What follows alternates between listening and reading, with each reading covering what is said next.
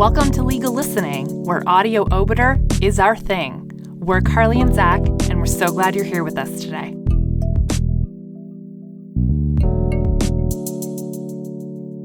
Today we're bringing you a special bonus episode, brought to you in collaboration with the folks over at the Legal Writers Collective. Go on and check them out on our website or at legalwriterscollective.com. Hope you enjoy. The Queen and Hudson. Heard May 12, 2020 by video conference. On appeal from the conviction entered on June 18, 2019 by Justice Lawrence T. Feldman of the Ontario Court of Justice. On April 30, 2018, a young man was stabbed during an altercation in Scarborough. A few days later, the appellant, Damian Hudson, was arrested and charged in connection with the stabbing. He was subsequently convicted of aggravated assault and carrying a weapon for the purpose of committing an offense. Mr. Hudson now appeals his convictions. For the reasons that follow, I would dismiss the appeal. Facts and procedural history. At approximately 3:34 on April 30, 2018, Nirushan Jude was stabbed in the chest during an altercation with another man on Kennedy Road in Scarborough. The injury caused a rupture to his right ventricle, leading to full cardiac arrest and an anoxic brain injury, leaving Mr. Jude with cognitive and functional impairments. After stabbing Mr. Jude, the perpetrator fled the scene, running through a parking lot and neighboring streets. A few days later, on May 2, 2018, the appellant was arrested and charged with attempted murder, aggravated assault, and carrying a weapon for the purpose of committing an offense, contrary to sections 239(1), 268(2), and 88(1) of the Criminal Code. Based on a review of his intake photographs taken at the time of his arrest, his physical appearance was as follows. He was approximately 6 feet tall, 185 centimeters, with a slim build, 163 pounds, and medium complexion. He had a nearly shaved head with a clean hairline running across his forehead and extending down into a thin beard. The hair on his chin was thicker and protruded down slightly. He had tattoos on his right forearm, his left wrist, his left hand near the thumb, and his left forearm along the backside. He was living at 30 Eppleworth Road, an apartment complex located in close proximity to where the stabbing occurred. At trial, the sole issue was identification. In support of its case, the Crown adduced 3 forms of evidence: eyewitness evidence, video surveillance evidence, and recognition evidence. Eyewitness evidence. There were 3 eyewitnesses who testified to the altercation or the events immediately following. The first eyewitness, a young person, MH, testified that she had been walking from school with her sister when she heard 2 men arguing. She claimed that one of the men fell to the ground. The man who was still standing was tall, light-skinned, and wearing blue jeans and a blue windbreaker, with the hood on. He was holding something long and black in his hand. She claimed it looked like a belt. The second eyewitness, Chelsea Haywood Alexander, was in a romantic relationship with Mr. Jude at the time of the incident. She testified that she arrived at Eglinton and Kennedy a few minutes before the altercation. She was across the street from Mr. Jude and the perpetrator when she heard yelling. She approached them and attempted to break up the fight. While she was in between the 2 men, facing Mr. Jude, the perpetrator stepped forward, reached around her, and hit Mr. Jude in the chest. Mr. Jude fell to the ground, and the perpetrator ran. She called 911 at approximately 3:35 p.m. With regards to the perpetrator's appearance, Ms. Haywood Alexander testified that he was tall, over 6 feet, very skinny, and was, quote, wearing a blue windbreaker, like navy blue, and he had a hood over his head and was wearing jeans, like a washed-out blue jean, end quote. In examination in chief, she testified that she had seen his face pretty clearly and could remember certain of his features, including his dark skin, wide eyes, small nose, and chiseled cheeks. However, as this evidence was inconsistent with her police statement, in which she stated she had not seen his face, the Crown was permitted to cross-examine her pursuant to Section 9(2) of the Canada Evidence Act. On cross-examination, she claimed that she had not told police the details of his face because she didn't have enough information to provide an accurate description for the purpose of identification. She claimed that her memory was still fresh and she was not as emotional as she had been at the time of her original statement. Upon returning to examination in chief, Ms. Haywood Alexander testified that the appellant, quote, did not look like the guy, end quote. She claimed that his skin color was different, his nose did not match, and he did not have a distinctive jawline. She also noted that he appeared to be shorter and not lanky. The final eyewitness to testify was Yakov Papadopoulos. Mr. Papadopoulos testified that around 3:35 p.m. or 3:40 p.m. on April 30th, 2018, he had been in his basement when he saw a figure walk past a window, potentially trespassing onto his property. He went upstairs into his driveway where he saw a, quote, tall, skinny guy walking away with a hoodie over his head, end quote. He said that, at some point, the hood was down and he saw the back of the person's head. He said it looked like a black man with short hair. During cross-examination, Mr. Papadopoulos testified that the appellant looked, quote, different altogether, end quote, from the skinnier dude he had seen. He claimed that, quote, this guy, he's like Frankenstein there, he's huge, end quote. Video surveillance evidence. The Crown adduced video surveillance evidence from various cameras in the area immediate to where Mr. Jude was stabbed. The videos established the following timeline. At approximately 1:15 p.m., surveillance footage of the courtyard at 30 Eppleworth Road show a black man leaving the building. He has a nearly shaven head and is wearing blue jeans and a dark blue sweater or jacket with a hood. At approximately 3:35 p.m., surveillance footage from cameras at 711 Kennedy Road show an altercation between two people. One person is seen dropping to the ground, while the other runs away in a southbound direction before heading east. The person running appears to be wearing a hoodie with the hood up. At approximately 3:38 p.m., surveillance footage from 27 Marion Road, which is located southeast of where Mr. Jude was stabbed, appears to show a young black male with a shaved head and facial hair walking south in a laneway towards the 30 Eppleworth Road apartment complex. He appears to be wearing dark jeans and a black t-shirt with a color logo in the front. He is carrying a piece of dark clothing in his right hand.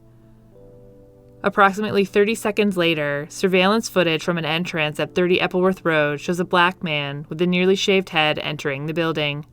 He's wearing blue jeans and a black t-shirt. At approximately the same time, surveillance footage from the lobby at 30 Eppleworth Road shows a black man with a nearly shaved head and facial hair, a thin mustache and goatee extending from his chin, entering the building. He's wearing blue jeans and a black t-shirt with blue lettering on the front. He's carrying a dark blue sweater or jacket, and there appears to be some discoloration on his right forearm and left wrist. Recognition evidence. At trial, the Crown brought an application to adduce evidence from two police officers, Detective Glenn Cecil and Detective Constable Michael Reeves, in an effort to assist the trial judge in identifying the appellant as the person in the surveillance footage. Both officers testified as to their relationship with the appellant.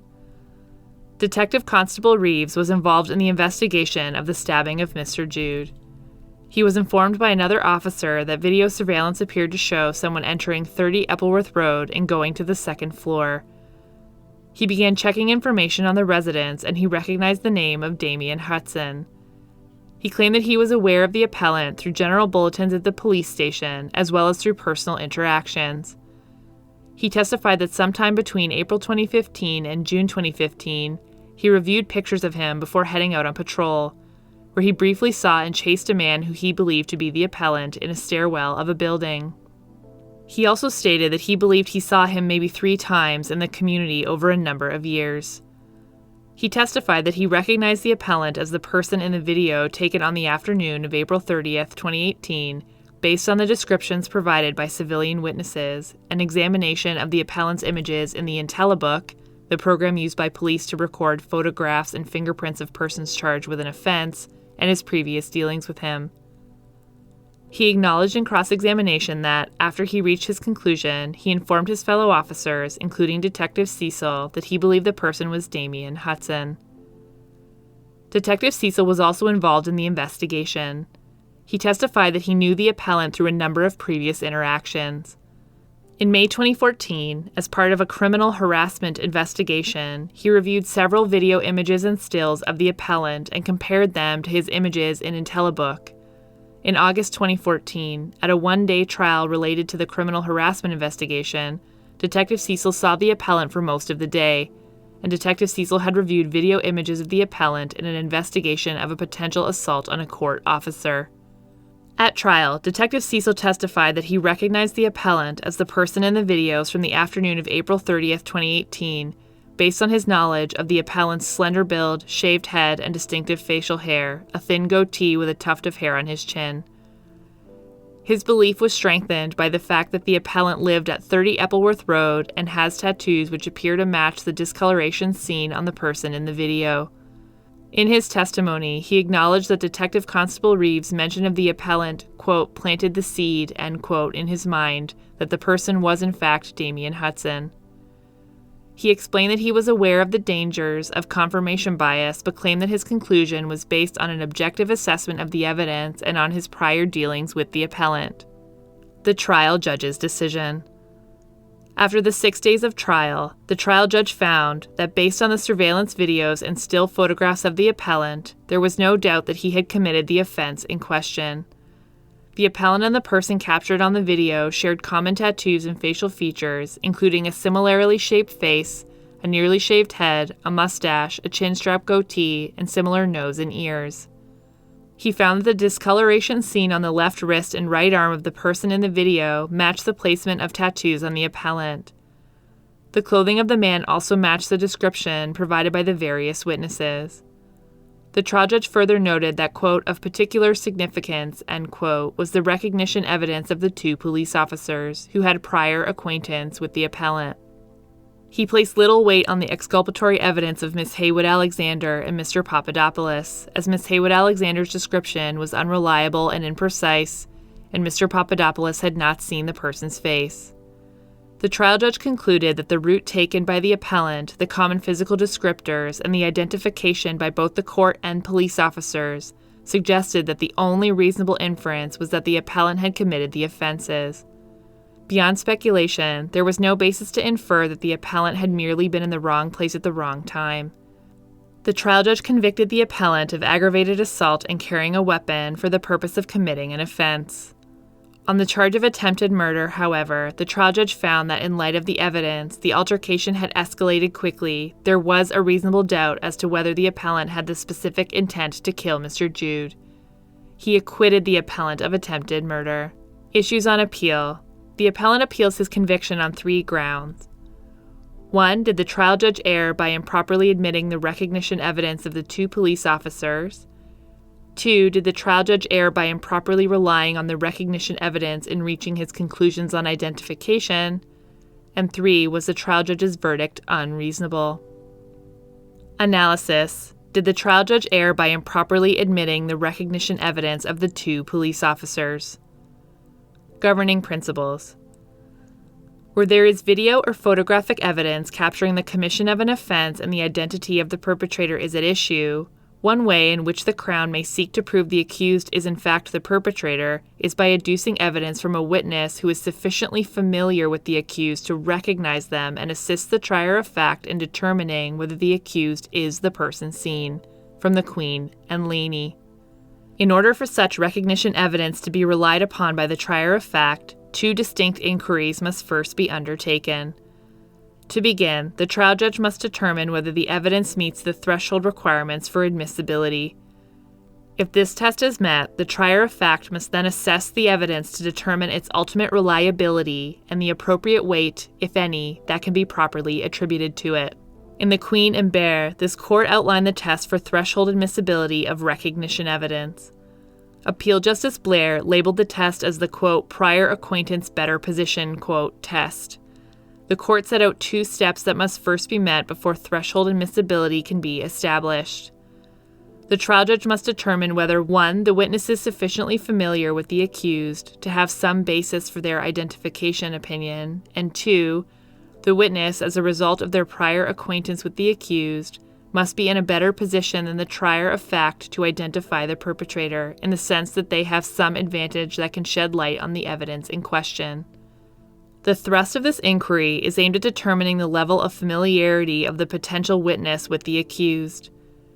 In assessing this level of familiarity, the trial judge should focus on the nature of the relationship between the potential witness and the accused, including the frequency and intensity of past conduct.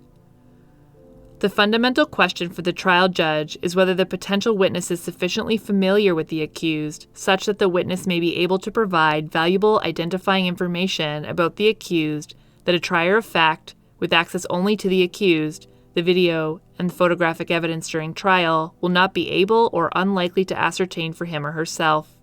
In answering this question, the trial judge should base his or her determination primarily on the evidence of the nature of the relationship, including the nature of past contact, as opposed to a potential witness's anticipated testimony. While a potential witness's anticipated testimony may be of assistance in borderline cases, trial judges should be wary of the allure of potential witnesses who, despite having only a general level of familiarity with the accused, purport to be able to offer descriptions capable of identifying them. In other words, a trial judge should generally only permit a potential recognition witness to testify where the judge is satisfied on a balance of probabilities that the witness's relationship with the accused affords him or her a level of familiarity that will enable the witness to provide valuable and otherwise unavailable identifying information. The trial judge is in the best position to determine the, quote, prior acquaintance better position test. That determination on the admissibility of recognition evidence is entitled to deference, absent an error in principle or an unreasonable ruling. Where a trial judge finds that the requirements for threshold admissibility have been met, the recognition witness will be permitted to testify. It will then be the role of the trier of fact to assess the witness's testimony to determine its ultimate reliability and the weight that can be properly attributed to it, if any. In doing so, the trier of fact should consider the following non-exhaustive list of factors as indicia of reliability.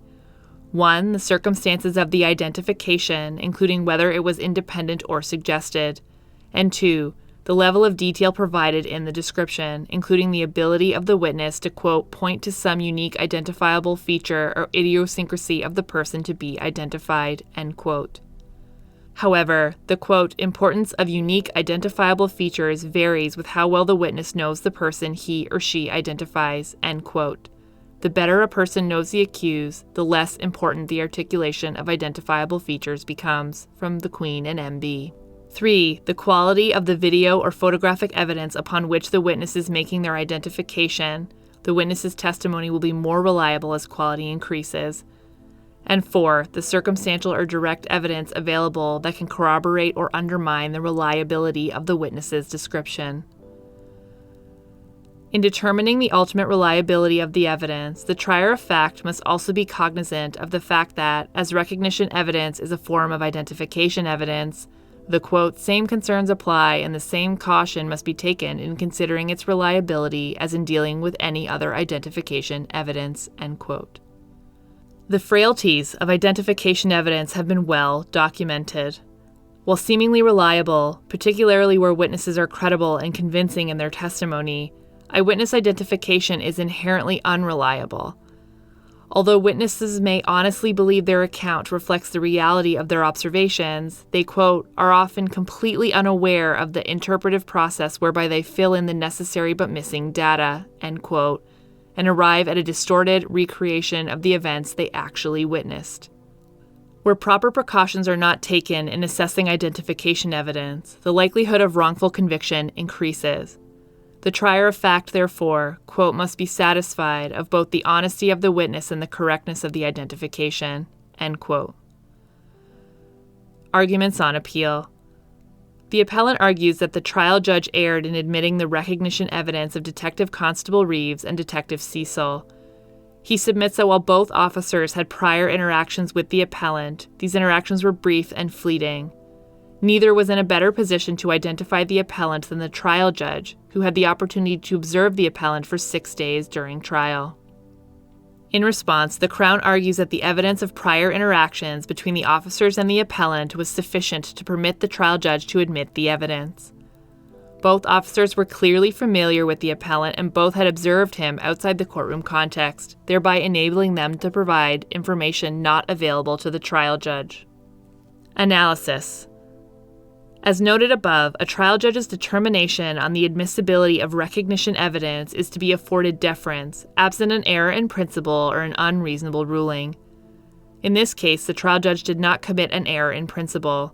He outlined the correct legal principles governing threshold admissibility and conducted the appropriate legal test. The only question, therefore, is whether he reached an unreasonable conclusion in admitting the evidence of either Detective Cecil or Detective Constable Reeves. In my view, the trial judge's decision to admit the recognition evidence of Detective Cecil was not unreasonable. Detective Cecil had been a part of 2 prior investigations of the appellant, including one in which he was able to observe the appellant in court for the most part of a day. He had thus been able to study confirmed photographs and video of the appellant, as well as interact with him in person. While certainly a borderline case, given the absence of a prolonged relationship or any particularly intense or meaningful interactions, like a police interview, it was not unreasonable to find that Detective Cecil's relationship with the appellant would afford him a level of familiarity sufficient to enable him to provide valuable and otherwise unavailable identifying information. With respect to Detective Constable Reeves's evidence, however, the trial judge's ruling was unreasonable. While Detective Constable Reeves was clearly generally acquainted with the appellant, as he was able to recognize his name when checking information on the residents of 30 Eppleworth Road, he had no confirmed history of prior interactions with him. The man seen in the stairwell in 2015 was never confirmed to be the appellant. There was also no evidence confirming that Detective Constable Reeves had ever actually seen the appellant in the community. The only time that Detective Constable Reeves can be said with any certainty to have interacted with the appellant is when he saw his name on general bulletins at the police station or reviewed his images in IntelliBook. This level of interaction is insufficient to establish a level of familiarity that would enable Detective Constable Reeves to provide valuable and otherwise unavailable information to the trier of fact. The fact that Detective Constable Reeves purported to recognize the appellant does not strengthen the case for admission. Rather, it is precisely this type of assertive recognition evidence in the absence of a high level of familiarity that is to be avoided, as it offers the allure of reliability despite being based on a superficial level of familiarity. There was no basis to admit the evidence, and the trial judge erred in doing so. The impact of this error will be addressed in the next section. Did the trial judge err by improperly relying on the recognition evidence in reaching his conclusions on identification? As explained above, where a trial judge has found that the requirements for threshold admissibility have been met, the trier of fact must then assess the ultimate reliability of the evidence. In this case, the appellant argues that even if the trial judge was correct to admit the officer's recognition evidence, he erred in his assessment of its ultimate reliability. The evidence was unreliable as neither officer made their identification of the appellant solely on the basis of the surveillance footage. Rather, both came to the footage with the appellant in mind as the perpetrator. Detective Constable Reeves watched the footage after recognizing the appellant's name in his search of the residence at 30 Eppleworth Road, and Detective Cecil watched the footage after Detective Constable Reeves had planted the seed in his mind that the appellant was the person captured in the video. The recognition evidence was thus tainted by confirmation bias. The trial judge should not have placed any weight on it, let alone identify it as evidence of particular significance. In light of this error, the trial judge's ultimate conclusion that the appellant was the person in the surveillance footage should be overturned. The Crown submits in response that although the trial judge clearly put some weight on the recognition evidence, his identification of the appellant as the perpetrator was made independently. The trial judge arrived at his identification decision on the basis of the video and photographic evidence, which was of high quality and permitted such an identification without reliance on additional evidence. There was no error. Given my earlier finding that the evidence of Detective Constable Reeves should not have been admitted, I agree with the appellant that the trial judge erred in placing any weight on this evidence. However, I do not accept the appellant's argument as it pertains to the evidence of Detective Cecil. The trial judge engaged in a proper assessment of the reliability of this evidence. He acknowledged that Detective Constable Reeves' suggestion to Detective Cecil was troubling and noted that he would weigh his evidence and opinion cautiously. He considered the level of detail provided by Detective Cecil, including his description of the appellant's tattoos and their placement. He also gave consideration to the quality of the video evidence as well as the available corroborative evidence, such as the fact that the appellant was a resident at 30 Eppleworth Road. Having assessed the relevant factors, the trial judge was entitled to afford a meaningful weight to Detective Cecil's evidence. There is no basis to interfere. I turn now to the effect of the trial judge's error in relying on Detective Constable Reeves's evidence. In my view, the error was not significant. While the evidence should not have been admitted and consequently should not have been relied upon, the impact of the error was minor, as the trial judge arrived at his conclusion as to the identity of the perpetrator independently. In his reasons, the trial judge concluded that after reviewing the surveillance footage and intake photographs of the appellant, he was, quote, not left in a reasonable doubt that the defendant and suspect are one and the same, end quote.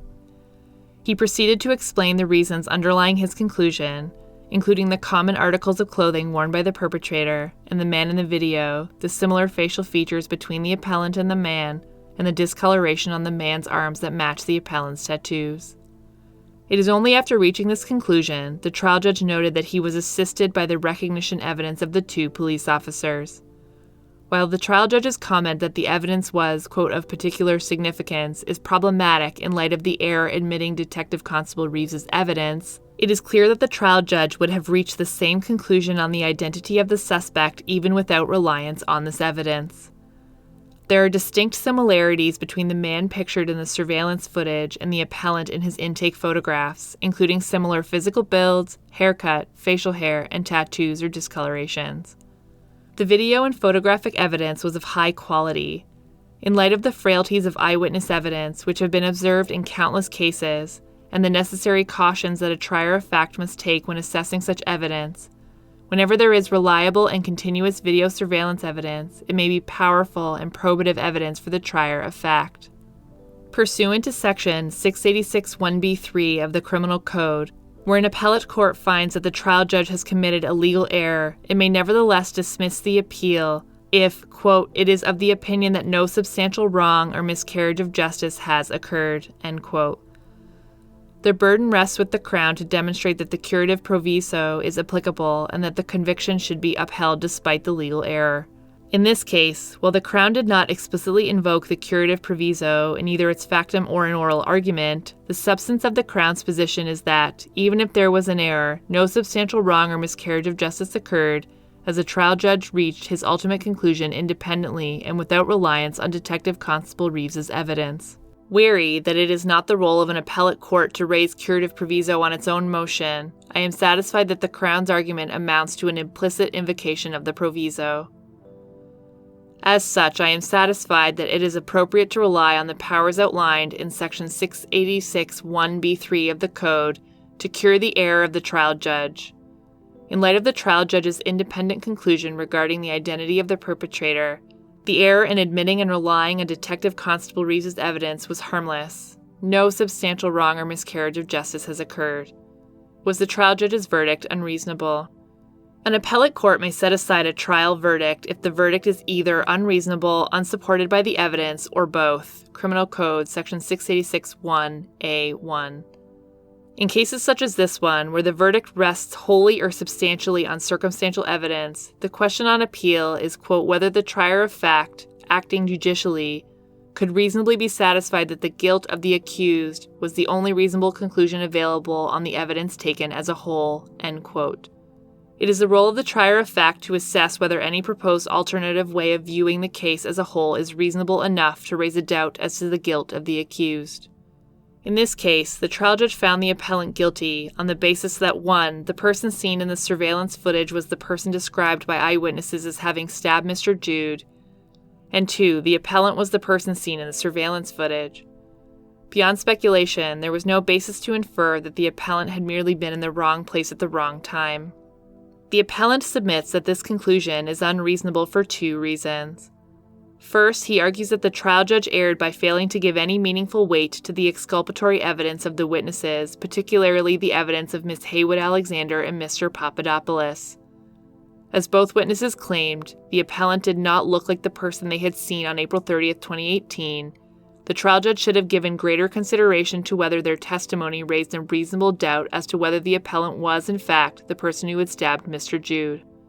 Second, the appellant argues that the trial judge failed to consider the reasonable possibility that the person shown in the video surveillance footage was not the appellant, but someone else who resembled him. This was a reasonable inference consistent with innocence, and the trial judge erred in dismissing it as speculative. I would not give effect to these arguments. The trial judge considered the evidence of all of the eyewitnesses, including Miss Haywood Alexander and Mr. Papadopoulos.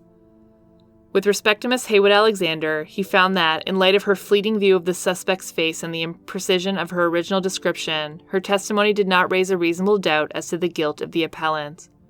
Similarly, with Mr. Papadopoulos, the trial judge determined that his evidence did not raise a reasonable doubt, as he had, quote, but a momentary view of the person, end quote, and had not seen the suspect's face. These findings are reasonable and within the purview of the trier of fact. Nor do I agree that the trial judge undermined the defense position or reversed the burden of proof by improperly approaching that evidence with care and caution. The trial judge noted at paragraph 62 of his reasons that he need not accept the defense of other exculpatory evidence, but that it was sufficient for an acquittal if the evidence leaves the trier with a reasonable doubt. There is no basis to interfere. The trial judge was also entitled to find that there was no reasonable possibility that the perpetrator was someone who simply resembled the appellant. As he explained, the circumstantial evidence, including the description of the perpetrator by the eyewitnesses, the timeline established by the surveillance cameras and witnesses, the similarities between the man seen on the surveillance footage in the appellant's intake photos, and the appellant's residence at the building, strongly suggested the reasonableness of such a possibility. I see no reason to interfere with his conclusion. The verdict was not unreasonable. Disposition. In all of the circumstances, I would dismiss this appeal.